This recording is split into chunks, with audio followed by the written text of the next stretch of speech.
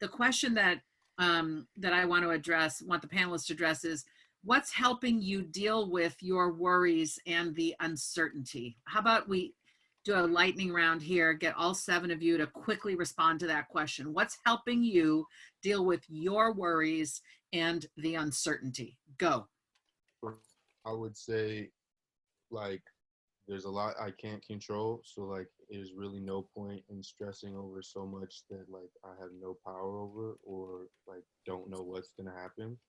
So it's like if there's something I can do, like I'm gonna try to do it from like, home, and everything else, like there's really no point in worrying about it because no one knows.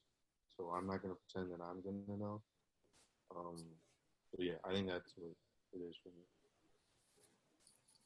I'll just jump in really quick. We're all in it together, so it makes it a lot easier. There's no pressure. Like, everything's going to unfold when it does. But for now, like, it just makes it a lot easier knowing that we're all in it together. I think for me, just the news is a lot, but once you sort of realize that every day it's still the same stuff, like we're still on lockdown, we're still social distancing, and just kind of clumping it together rather than each day feeling the weight of a new thing that's really just the same thing again, has been helpful for me. And then venting to your friends is so helpful. So like virtually, obviously, and not in person. For me, it's been like scheduling and maintaining a routine, but also like during the school year, I usually have like certain periods where I'll do dinner with a friend every Tuesday. So I still do dinner with a friend every Tuesday, or like lunch with a friend. So just trying to be as normal as possible. I try to balance with good news. So, if we spend an hour watching coronavirus news, we tend to sit after dinner and watch some good news and some good things that have happened, and just to keep an emotional balance.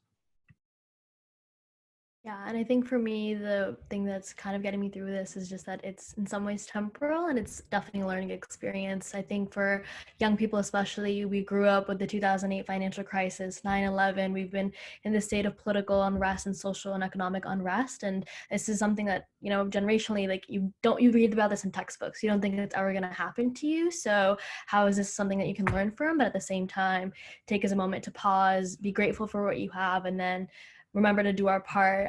It's definitely something that's calling out the humanity in us more so than it is anything else. Beautifully said, China. Yeah, I would also say I'm someone who really likes to keep a schedule and stay on top of things, but this time has been stressful in a lot of different ways. So just building in a few hours every day where I just have time to do nothing or just like talk to my friends on FaceTime or listen to music and just veg out, just building in that time, that really focused time to just relax and do nothing has been super helpful. And then just also recognizing, that, we're all in quarantine, we're all having to self-isolate right now, and just not trying to change that situation or just fight back against that, just sort of embrace that this is what it is and just trying to work with your environment and the people that you have around you. Awesome. All right, that was all 7. Annmarie, do you have a final question? No, I have too many for a final. I just have gratitude for everyone participating. The questions in the chat have been amazing. You guys have been amazing. This was really fun. Trey, you have something. Yeah, I just wanted to talking about gratitude that I wanted to add. Like for me, my little brother and sister are like 12 and 8 or 11 and 8.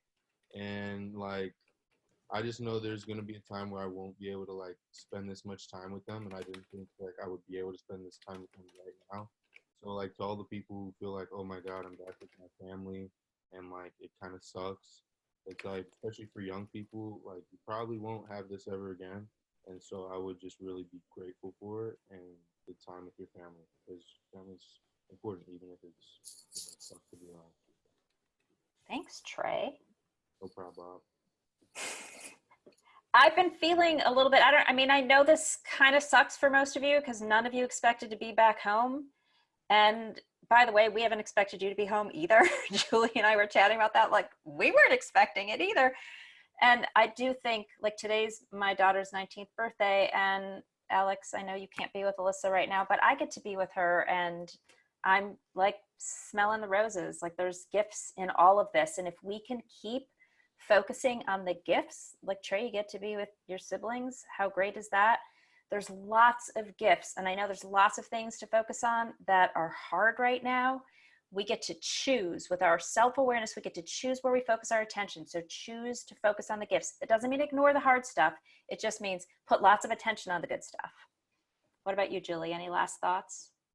Yeah, just gratitude to everybody for joining, the panelists. You're all amazing, and you're getting a lot of love in the chat, which I love. Annmarie, you're amazing. I learned so much from you, and I definitely want to be part of your ongoing practice. So I'm gonna have to figure that out.